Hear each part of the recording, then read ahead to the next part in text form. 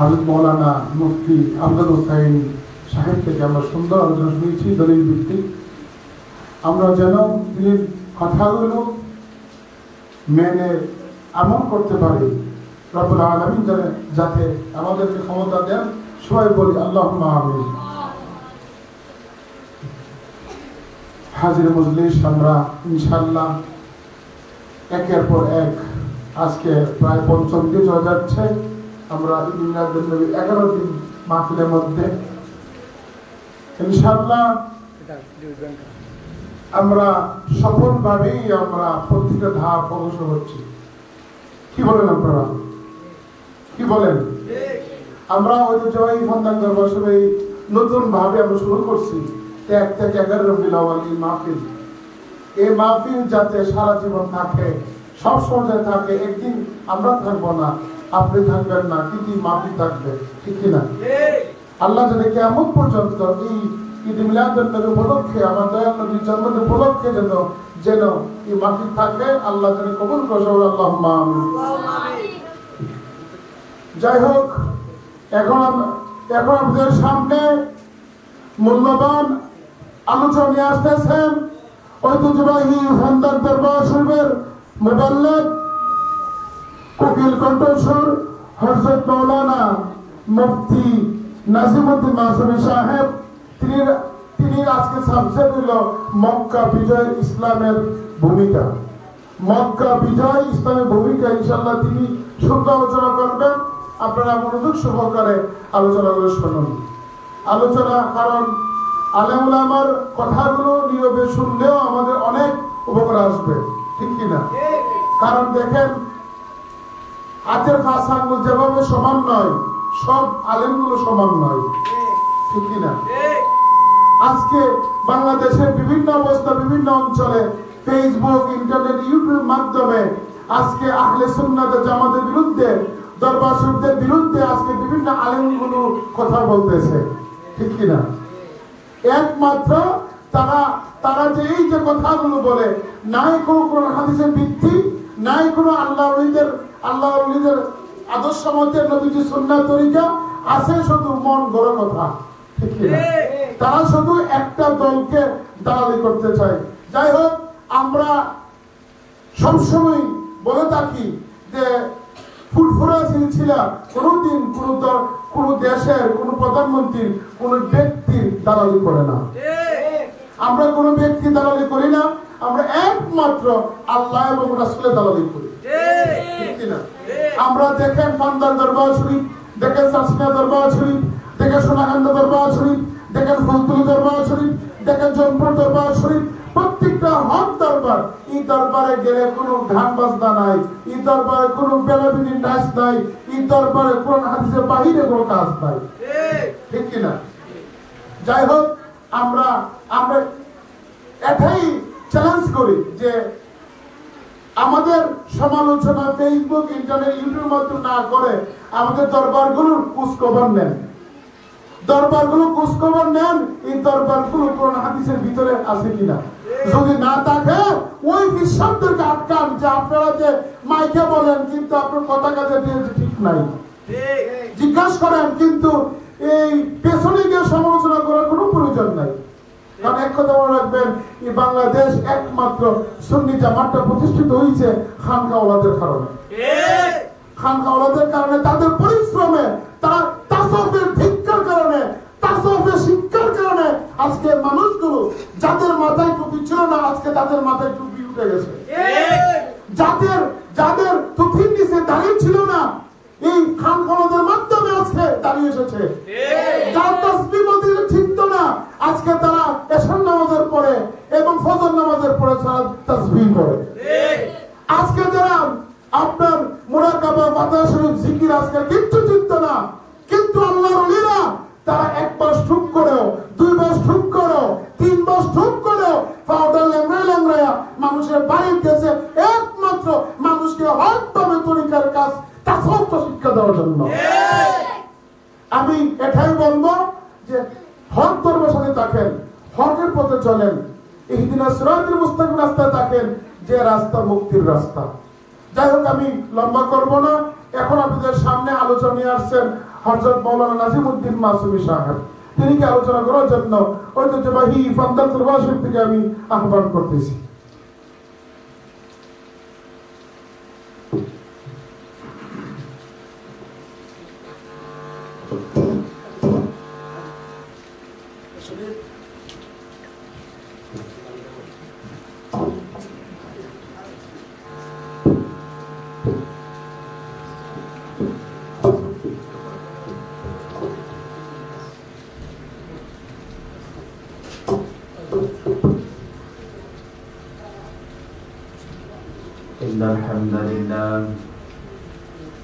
إن الحمد لله نحمده ونستعينه ونستغفره ونعوذ بالله من شرور أنفسنا ومن سيئات أعمالنا. من يهد الله فلا مضل له ومن يضلله فلا هادي له. ونشهد أن لا إله إلا الله وحده لا شريك له. ونشهد أن سيدنا وحبيب طبيبنا وطبيب قلوبنا ومولانا محمد. أما بعد فأعوذ بالله من الشيطان الرجيم. সবাই পড়েন বিসমিল্লাহির রহমানির রহিম. ইন্না আউওয়ালা বাইতিন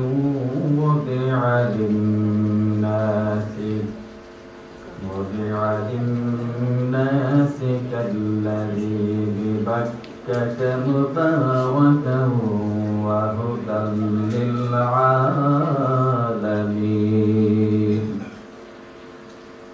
صدق الله العظيم. وقال تعالى إن الله وملائكته يصلون على النبي يا أيها الذين آمنوا صلوا عليه وسلموا تسليما. اللهم صل على سيدنا مولانا محمد وعلى آل سيدنا مولانا محمد. بلغ العلا بكماله كشف الدجى بجماله حسنت جميع خصاله صلوا عليه وآله. عشق مستنا मुझे दीवाना बनाना जल्दी पहुंचा दो मुझे दरबारे मदीना. बलगल उला बिकमालिही कशफत दुजा बिजमालिही हसनत जमीउ खिसालिही صلوا عليه وآله. ঐতিহ্যবাহী পান্দাও দরবার শরীফে পবিত্র ঈদ মিলাদুন নবী সাল্লাল্লাহু আলাইহি ওয়াসাল্লাম উদযাপন উপলক্ষে 11 দিন ব্যাপী ওয়াজ ও দোয়ার মাহফিলে সম্মানিত সভাপতি অর্থ দরবারের আমাদের সকলে মাথার মুকুট, সকলের শিরতাজ, আমাদের এই দরবারের বর্তমান পীর সাহেব হুজুর, বাংলাদেশ খাদিমুল ইসলামের সম্মানিত আমির আলহাজ হযরত মাওলানা মুফতি সৈয়দ সালেহ আহমদ মামুন সাহেব মাদ্দাজিল্লাহ ওয়ালি, এই দরবারের দ্বিতীয় সাহেবজাদা, অসংখ্য অগণিত মানুষের হৃদয়ের মণি, সারা বাংলায় ওনার পরিচিতি এবং অত্যন্ত ভালো একটি পরিচিতি রয়েছেন। আমারও অত্যন্ত হৃদয়ের মহব্বতের ভালোবাসা আমার শিরতা আছে। আলহাজ হযরত মাওলানা সৈয়দ মুফতি মাইনুদ্দিন আল হুসাইনি মাদ্দাজিল্লাহ ওয়ালি, এই মাহফিল ঈদ মিলাদুন নবী সাল্লাল্লাহু আলাইহি ওয়াসাল্লাম উপলক্ষে 11 দিন ব্যাপী ওয়াজ মাহফিলের সার্বিক সহযোগিতায় রয়েছেন এই দরবারে তৃতীয় সাহেবজাদা, আমার অত্যন্ত ভালোবাসার, আমার হৃদয়ের একজন আল্লাহওয়ালা পীরজাদা আলহাজ হযরত মাওলানা সৈয়দ আবু বকর সিদ্দিক মাদ্দাজিল্লাহ ওয়ালি। আজকে 11 দিন ব্যাপী যিনি মাহফিল পরিচালনা করেন, যার তত্ত্বাবধানে, যার নিয়ন্ত্রণে আমার পীর মুর্শিদ কিবলা রাহমাতুল্লাহি আলাইহি এর চতুর্থতম সাহেবজাদা, যিনি আদর্শ আমি চুপ থেকে দেখে আসছি, আমার হুজুরের আদর্শ ওনার মধ্যে রয়েছেন। অত্যন্ত উদার মনের, অত্যন্ত হৃদয়ে ভালোবাসার মানুষ হযরত মাওলানা আলহাজ হযরত মাওলানা সৈয়দ বাকের মুস্তাফা সাহেব মাদ্দাজিল্লাহ ওয়ালি। প্রথম দিন থেকে শুরু করে আজকে পঞ্চম দিন আমার পূর্ব পর্যন্ত ধারাবাহিকভাবে অসংখ্য উলামায়ে কেরাম বিষয় ভিত্তিক আলোচনা করেছেন। প্রত্যেকেই ঈদ মিলাদুন নবী সাল্লাল্লাহু আলাইহি সাল্লাম উপলক্ষে তাদের সার গর্ব, জ্ঞান গর্ব আলোচনা করেছেন। আমার পূর্বে যিনি আলোচনা করেছেন হযরত মাওলানা মুফতি আমজাদ খান সাহেব, অত্যন্ত জ্ঞান গর্ব আলোচনা করেছেন, কোরআন হাদিস ভিত্তিক। আল্লাহ তাআলা এই দরবারে প্রত্যেকটি মুবাল্লিগকে, প্রত্যেক খাদেমকে যেন আল্লাহ কবুল করে, আমরা সকলে বলি আমিন। সম্মানিত, আজকের এই পবিত্র ঈদ মিলাদুন নবী সাল্লাল্লাহু আলাইহি সাল্লাম উপলক্ষে আজকে যারা এসেছেন পঞ্চম দিনে, প্রত্যেক দিনের ন্যায় আজও আমি শুকরিয়া জ্ঞাপন করছি আমার মতন নগণ্য, আমার মতন নাখানদান একজন গোলামকে এই ফান্দাক দরবার শরীফের আজকের ঈদে মিলাদুন নবী সাল্লাল্লাহু আলাইহি সাল্লাম মাহফিলে একটু সময় আমাকে দেওয়ার জন্য আমি এই দরবারের দায়িত্বশীল যারা রয়েছেন তাদেরকে ধন্যবাদ জ্ঞাপন করছি, শুকরিয়া জ্ঞাপন করছি মহান মনিবের দরবারে যে আল্লাহ পাক আমাকে সুস্থ রেখেছেন, আমাকে আসার নির্ধারিত টাইমে অবস্থান করার সুযোগ করে দিয়েছেন, সেজন্য শুকরিয়া। আমরা সকলে বলি আলহামদুলিল্লাহ। সম্মানিত সুধী, আমাকে একটি বিষয় দেওয়া হয়েছে। বিষয়ের আগে আমি দুটি কথা বলতে চাই। কিছুক্ষণ পরে মাগরিবের আজান হবে, সময় মাত্র স্বল্প, কথা রয়েছে অনেক বেশি। যেখানে দরবার শরীফ, ইফান্দাও দরবার শরীফ, আমি দুইটি কথা বলতে চাই। এখানে দুইজন আল্লাহর ওলি শুনে আছেন, মরহুমে আওয়াল, মরহুমে সানি। তারা দুইজনই মহান আল্লাহ পাকের প্রিয় বান্দা, যাদের ছোঁয়ায়, যাদের আদর্শে শুধু ফান্দাব নয়, গোটা বাংলাদেশ ছড়িয়ে ছিটিয়ে পরিচিতি প্রসিদ্ধ লাভ করেছেন। সেই মরহুমে আওয়াল মরহুমে সানি আমার পীর মুর্শিদ কিবলা আলহাজ সৈয়দ হযরত নাসির হক মাসুম রাহমাতুল্লাহি আলাইহি ওনার রুহানি দোয়া, রুহানি নজর, রুহানি তাওয়াজ্জু আল্লাহ যেন কবুল করে, মঞ্জুর করে, সকলে বলে আমিন। এখানে আমার মনে পড়ে আমি এই দরবারের একজন নগণ্য খাদেম হিসাবে এই খানকা শরীফে আমার পীর মুর্শিদ কিবলা রাহমাতুল্লাহি আলাইহি এখানে বসে তাসাউফের আলোচনা করেছেন। এখানে বসে একটি মানুষকে কেমন করে তার জীবনটা পরিচালনা করবে সেই বিষয়ে তথ্য দিয়েছেন, নসিহত করেছেন, তা আত্মশুদ্ধির জন্য আপ্রাণ চেষ্টা করেছেন। অসংখ্য পথহারা মানুষ এখানে এসে পথের দিশা পেয়েছেন।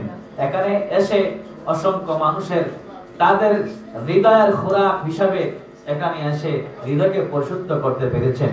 মনে পড়ে সেই দিনের কথা, যে সোনালী কথা, যে কথাগুলো মানুষকে এরকম ভাবে কাজ করতেন, মানুষকে পরিবর্তন করার জন্য হুজুরের কয়েকটি কথাই এখানে সমাপ্তি ছিল। কয়েকটার কথার মাধ্যমে মানুষের পরিবর্তন আসতো। প্রিয় হাজিরিন, প্রিয় সুধী, আমি হুজুরের সে আদর্শে আল্লাহ যেন আমি গণগণ্যকে গোলামকে আল্লাহ কবুল করে, সকলে বলে আমিন। প্রিয় হাজিরিন, আমাকে একটি বিষয় দেওয়া হয়েছে, প্রত্যেকদিন এক একজন আলেমকে, একজন ওলামায়ে কেরামকে একটি বিষয় দেওয়া হয়। সে ধারাবাহিকতা আমাকে একটা বিষয় দেওয়া হয়েছে। বিষয়টা হচ্ছে রাসূল সাল্লাল্লাহু আলাইহি ওয়াসাল্লামের মাক্কি জীবনী। বলেন সবাই, কিসের জীবনী? রাসূল সাল্লাল্লাহু আলাইহি ওয়াসাল্লামের মাক্কি জীবনী। এখানে এই মক্কাতুল মুকাররমা, এই মক্কাতুল মুকাররমার ইতিহাস আমরা কিছু বলবো। রাসূল সাল্লাল্লাহু আলাইহি ওয়াসাল্লামের আগমন এর বিষয়ে কিছু বলবো। যেহেতু আমার রাসূল সাল্লাল্লাহু আলাইহি ওয়াসাল্লাম মক্কায় তিনি তাশরীফ এনেছিলেন, সেই মক্কার দাম কতটুকু, এই মক্কার পরিচিতিটা কতটুকু আমি অল্প সময়ের ভিতরে বলার চেষ্টা করব। আমি পবিত্র কোরআন শরীফ থেকে সূরাতুল আল ইমরানের 96 নম্বর আয়াত তেলাওয়াত করেছি। আল্লাহ তাআলা সেই মক্কাতুল মুকাররমার সম্পর্কে, মক্কা সম্পর্কে আল্লাহ পাক আয়াতে এই মক্কার নামটা উল্লেখ করেছেন। এই মক্কার সম্মানিত একটি জায়গার নাম, একটি স্থানের নাম। ইন্না আওয়ালা বাইতি উদিয়া লিন-নাসি কাল্লাযী বিবাক্কাতা মুবারাকান ওয়া হুদাল লিল আলামিন। প্রথম যে ঘর, পৃথিবীতে প্রথম যে ঘর ছিল, সেই ঘরটা হলো কাবা ঘর। সুবহানাল্লাহ বলেন, সুবহানাল্লাহ। আওয়াজ করে বলেন সুবহানাল্লাহ, জোরে বলেন সুবহানাল্লাহ। পৃথিবীতে কোনো কিছুই ছিল না, বলেন তো একটি ঘর ছিল, ঘরের নাম কি? কাবা। সবাই বলেন কিসের ঘর? কাবা। যেখানে এখন বাইতুল্লাহ, গোটা পৃথিবীর মানুষ হজ করার জন্য সেই ঘরে তাওয়াফ করে। সেই ঘরে হযরত আদম আলাইহিস সালাতু ওয়াস সালাম, মা হাওয়া আলাইহিস সালাতু ওয়াস সালাম, তারা দুইজন জান্নাত থেকে পৃথিবীতে আসার পরে তারা এই কাবা ঘর তাওয়াফ করার জন্য আল্লাহর নির্দেশ করে এসেছেন। এই ঘর আল্লাহর হুকুমে আল্লাহর ফেরেশতারা ঘর নির্মাণ করেছিলেন। জোরে বলেন সুবহানাল্লাহ। সুবহানাল্লাহ। সেই ঘরটার ব্যাপারে আল্লাহ পাক বলেন, এটা মক্কা, এটা ছিল উদিয়ালিন নাস, যে সকল মানুষের জন্য। কাল্লাযী বিবাক্কা, এটার নাম ছিল বাক্কা। কি নাম ছিল? সবাই বলেন। মক্কার আরেক নাম কি ছিল? মক্কার পূর্বের নাম কোনো ছিল না। মক্কার এই একটা নাম ছিল বাক্কা। এই বাক্কাকে নবীর নামে, মুহাম্মদ এর মিম নামের বরকতে এই বাক্কাকে বানানো হলো মক্কা। সুবহানাল্লাহ। এই মক্কা বানানো হয়েছে নবীর নামের। এই মিম এর যে কত ফজিলত, কত গুণ, এই বিষয়ে যদি কথা বলা হয় অনেক সময়ের প্রয়োজন। সেক্ষেত্রে এই ঘরটা ছিল বরকতময়, বরকতপূর্ণ, মুবারাকান ওয়া হুদাল লিল আলামিন। এটা গোটা জগতের জন্য একটি, এখানে একটা পথ প্রদর্শক হিসাবে, হেদায়েতের মাধ্যম হিসাবে ঘরটা আল্লাহ পাক এই মক্কায় এই কাবা ঘর নির্মাণ করেছেন, ঘর নির্মাণ করেছেন। জোরে বলেন সুবহানাল্লাহ। সম্মানিত শুধু আমি যে এই মক্কার বিবরণটা করার জন্য রাসূল সাল্লাল্লাহু আলাইহি ওয়াসাল্লাম মক্কায় যে বিবরণটা সংক্ষিপ্ত আকারে আমি গুছিয়ে বলার জন্য চেষ্টা করছি, যেখানে আল্লাহ রাসূল সাল্লাল্লাহু আলাইহি ওয়াসাল্লাম সেই মক্কায় জন্মগ্রহণ করবেন, তাশরীফ আনবেন। এটা সকল আসমানি গ্রন্থের মধ্যে এটা আল্লাহ পাক আগেই জানিয়ে দেওয়া হয়েছে, সবাই জানেন। সকল নবী জানেন একজন রাসূল আসবেন, যে রাসূল হবেন সকল কিতাব এবং নবীদের সত্যায়নকারী। সুবহানাল্লাহ বলি। সেই ক্ষেত্রে আল্লাহ রাসূল সাল্লাল্লাহু আলাইহি ওয়াসাল্লাম সেই মক্কাতুল মুকাররমা আব্দুল্লাহর পুত্র মা আমেনার গর্ভে এসে পৃথিবীতে তাশরীফ এনেছিলেন। সেই মুহূর্তটা আল্লাহ রাসূল সাল্লাল্লাহু আলাইহি ওয়াসাল্লাম যখন পৃথিবীতে আসবেন আব্দুল্লাহ পুত্র হয়ে। আব্দুল্লাহর পিতা ছিলেন আব্দুল মুত্তালিব। বলেন সবাই, আব্দুল্লাহর পিতার নাম কি? Abdul Muttalib. প্রিয় নবী সাল্লাল্লাহু আলাইহি ওয়াসাল্লামের দাদার নাম কি? Abdul Muttalib. বলেন সবাই, নবীজির দাদার নাম কি ছিল? সবাই বলেন আওয়াজ করে, কি নাম ছিল? Abdul Muttalib. আব্দুল মুত্তালিব ছিলেন কাবা গড়ের মুতাওয়াল্লি, কাবা গড়ের খেদমত করতেন। আর আব্দুল মুত্তালিব ছিলেন ধারাবাহিকভাবে হযরত আদম আলাইহিস সালাতু ওয়াস সালাম থেকে সিরাতের কিতাবের মধ্যে এসেছে সকল নবীদের স্তরে স্তরে প্রত্যেক স্তরে হিসাবে আল্লাহ ওয়ালা, আল্লাহর প্রিয় বুজুর্গ। সুবহানাল্লাহ বলেন। সেই আব্দুল মুত্তালিব এর একটি সন্তানের নাম ছিল হারিস। কি নাম ছিল? আওয়াজ করে বলেন, কি নাম ছিল? হারিস। আর কোন সন্তান ছিল না। জমজম কূপ নির্ণয়ন করার সময় যখন খনন করা হবে বা মেরামত করা হবে, এই সময়ে তিনি মানত করেছিলেন, আল্লাহ তুমি যদি আমাকে 10টি সন্তান দাও, আমি একটি সন্তান তোমার নামে কুরবানি করে দেব। সুবহানাল্লাহ বলেন। কয়টি সন্তান চেয়েছেন? সবাই বলেন 10টি। আরো জোরে 10টি। এই যে বাবুরা এদিকে মনোযোগ। 10টি সন্তান চেয়েছেন আল্লাহর কাছে। 10টি সন্তান যদি দেয়, একটি সন্তান কুরবানি করবেন কার নামে? আল্লাহর নামে। জোরে বলেন, কার নামে? আল্লাহর নামে। আল্লাহর কাছে মানত করলেন। মানত করার পর আল্লাহ পাক একের পর এক 10টি সন্তান দিলেন। সর্বছোট যে সন্তান, এই সন্তানের নাম হলো আব্দুল্লাহ, যা হলো আমার নবীজির পিতা আব্দুল্লাহ। আব্দুল্লাহ রাদিয়াল্লাহু তাআলা আনহু যখন আসলেন, এই মুহূর্তে 10 জন সন্তান যখন হলো, কাবা গড়ের সামনে একদিন ঘুমিয়েছিল। ঘুমের মধ্যে, স্বপ্নের মধ্যে আল্লাহ তাআলা আব্দুল মুত্তালিবকে ডাক দিয়ে বলেন, আল্লাহ ইয়া আব্দুল মুত্তালিব আউফু বিনাদরিক লিরাব্বি হাদাল বাইত। আব্দুল মুত্তালিব, তুমি যে মানত করেছিলে 10টি সন্তান হলে, পুত্র সন্তান হলে তুমি একটি সন্তানকে আল্লাহর নামে মানত করবে, তোমার কি সেই কথা মনে আছে? সুবহানাল্লাহ। তো আওয়াজ করে বলেন সুবহানাল্লাহ। কয়টি সন্তান? 10টির মধ্যে একটি সন্তান কি করতে হবে? কুরবানি করতে হবে। আল্লাহ পাক রব্বুল আলামিন স্বপ্নে দেখাইলেন আব্দুল মুত্তালিবকে। আব্দুল মুত্তালিব তিনি ডাক দিলেন 10 জন সন্তানকে, সাথে ছিলেন আব্দুল্লাহ। 10 জন সন্তানকে ডাকে বলেন যে আমি তো তোমাদের জন্মের পূর্বে শুধু আমার একটি সন্তান ছিল, নাম তার হারিস। আমি আল্লাহর কাছে মানত করেছিলাম, আল্লাহ যদি আমাকে 10টি সন্তান দাও, আমার শক্তি হবে, আমার ক্ষমতা হবে, আমি বাতিলের বিরুদ্ধে আমি সংগ্রাম করতে পারবো, মোকাবেলা করতে পারবো, আমি তোমার কাজ করতে পারবো, কাবা ঘরকে আমি হেফাজতে করতে পারবো। সুবহানাল্লাহ। নিয়ত ছিল কি 10 জন সন্তান দিলে আল্লাহর কাজে সহযোগিতা করবে। আল্লাহ যদি 10টি সন্তান দাও, তাহলে আমি একটি সন্তান তোমার নামে কুরবানি করে দিব। বাবারা 10 জন সন্তানকে সামনে রেখে বললেন, আমাকে আল্লাহ পাক স্বপ্নে আবার দেখাই দিয়েছে। বললেন, ইয়া আব্দুল মুত্তালিব আউফু বিনাদরিক লিরাব্বি হাদাল বাইত। তুমি যে আমি আল্লাহর নামে একটি সন্তান কুরবানি করেছিলে, মানত করেছিলে, কুরবানি করবে, তোমার মানত পূর্ণ করো। 10 জন সন্তানের কাছে স্বপ্ন যখন বললেন, 10 জন সন্তানই কত সুন্দর ভাষায় বললেন, হে আমার পিতা ইয়া আব্দুল মুত্তালিব, আপনার স্বপ্ন বাস্তবায়ন করতে আমাদের কোনো আপত্তি নাই। আওয়াজ করে বলি সুবহানাল্লাহ, জোরে বলি সুবহানাল্লাহ। এরকম সন্তান ছিল, বাবা স্বপ্ন বাস্তবায়ন করবে, সন্তান সকলে বাবার কাছে বললেন যে আমরা সন্তান হিসাবে পারমিশন দিলাম, আপনার যাকে পছন্দ হয় তাকে আপনি কুরবানি করুন। লটারি দেওয়া হোক, 10 জনের মধ্যে একজনকে লটারি দেওয়া হবে, 10 জনের ভিতরে যার নামটা লটারির নাম উঠবে তাকে কুরবানি দেওয়া হবে। সাফা ও মারওয়ার মাঝামাঝি জায়গার মধ্যে লটারি যখন দেওয়া হলো কাবা ঘরের সামনে, লটারির মধ্যে নাম উঠেছে আব্দুল্লাহ। আল্লাহু আকবার বলি।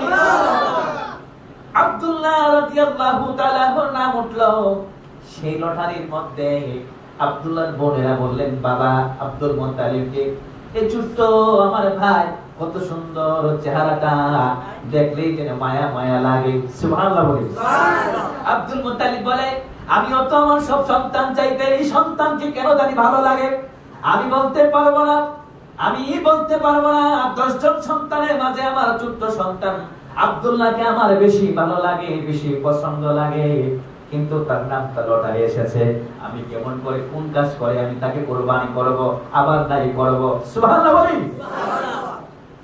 এবার বললেন, ওনার কন্যারা বললেন, বাবা এক কাজ করা যায়, আমার ভাই আব্দুল্লাহর পরিবর্তে 10টি উট আপনি কুরবানি করেন।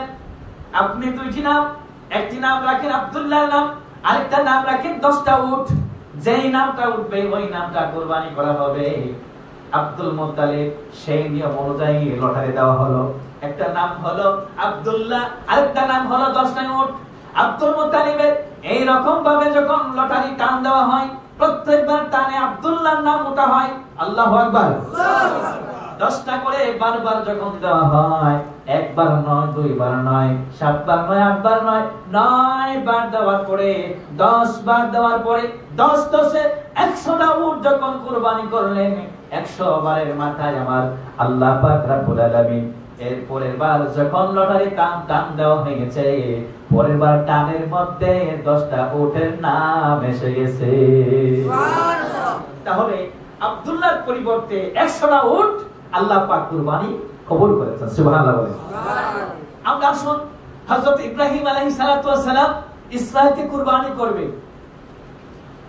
ইব্রাহিম আলাইহিস সালামকে আল্লাহ পাক স্বপ্নে দেখাইছে, আপনার পছন্দনীয় জিনিস কুরবানি করেন।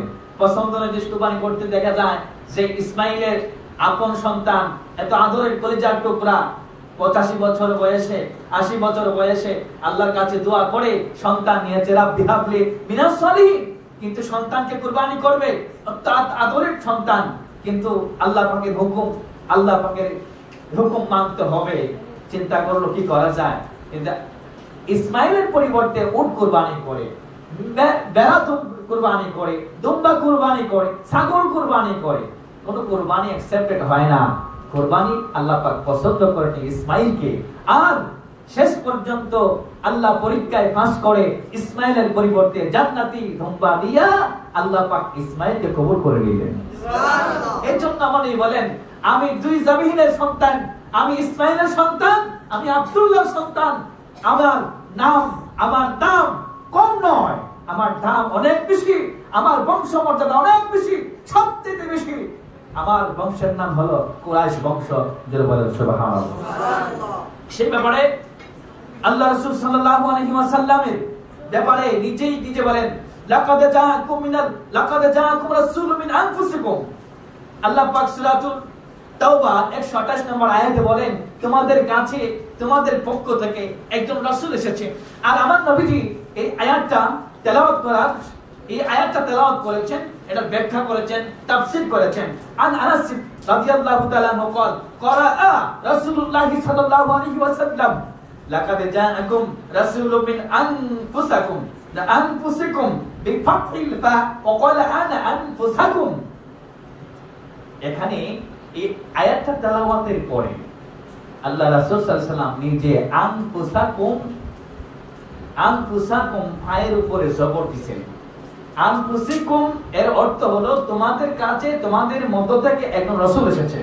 আর এখানে রাসূল সাল্লাল্লাহু আলাইহি ওয়াসাল্লাম আনফুসাকুম নিজে ব্যবহার করে বলেন যে আমার বংশ আনা আনফুসাকুম লা দুন আদম সিফাহুন কুল্লুনা নিকাহ। আমার বংশের মধ্যে কোনো এরকম কোনো অন্যায় কাজ করেন নাই, যেরকম সুবহানাল্লাহ।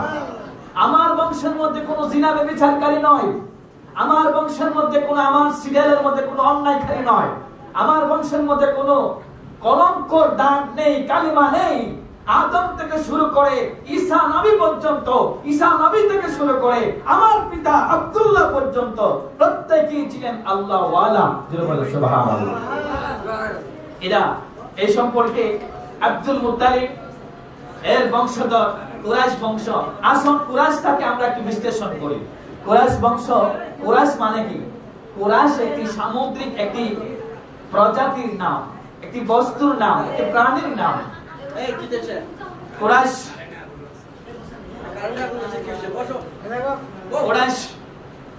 শব্দের অর্থ হচ্ছে শ্রেষ্ঠ। মক্কার আরবের ভূমিতে সর্বশ্রেষ্ঠ বংশের নাম হলো কুরাইশ বংশ। এর মধ্যে হলো হাশমি বংশ, যেটা বলে সুবহানাল্লাহ।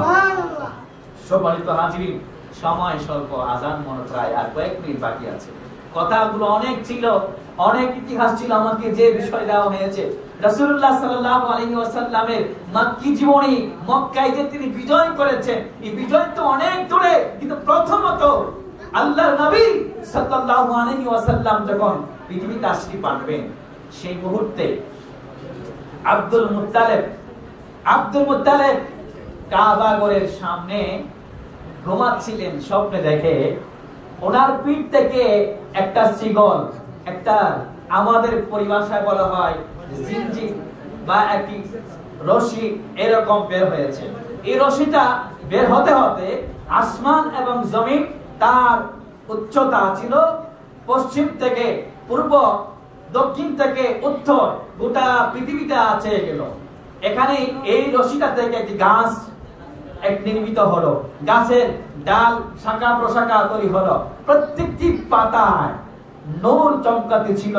এই প্রত্যেকটি পাতায় আলো চমকাতে ছিল, যে এরকম আলো সূর্যের আলোর চাইতে বহু গুণে আলো ছিল। সুবহানাল্লাহ বলেন। আব্দুল মুত্তালিব স্বপ্নে দেখেছেন। স্বপ্নে দেখার পরে আব্দুল মুত্তালিব স্বপ্নে দেখার পরে আর ওয়াজ চলে না, যেহেতু আজান পড়ে গেছে, অনেক কথাগুলো ছিল, সময় কম হওয়ার কারণে আন্তরিকভাবে দুঃখিত। তবু আমি নিজেকে ধন্য মনে করে ঐতিহ্যবাহী পান্তাব দরবার শরীফে ঈদে মিলাদুন নবী সাল্লাল্লাহু আলাইহি ওয়াসাল্লাম উপলক্ষে আমাকে একটু সময় দেওয়ার জন্য ধন্যবাদ জানাচ্ছি সকলকে। আল্লাহ পাক আমাদেরকে কবুল করেন, যেন কিয়ামত পর্যন্ত ঈদে মিলাদুন নবী সাল্লাল্লাহু আলাইহি ওয়াসাল্লাম যেন আমার সম্মানিত সাহেবজাদা, উনি যেন এই দরবার চতুর্থ দিনে সাহেবজাদা আছেন, তিনি যেন উনি কাজ সুন্দর করে সম্পন্ন করতে পারে, সেই তৌফিক দান করে। আল্লাহ যেন এই দরবারকে কবুল করে, এই পান্তাব দরবারকে কবুল করে, সে প্রত্যাশা রেখে আমি আমার আলোচনা এখানে সমাপ্তি নিলাম। ওয়া আখির দাওয়ানা আলহামদুলিল্লাহি রাব্বিল আলামিন।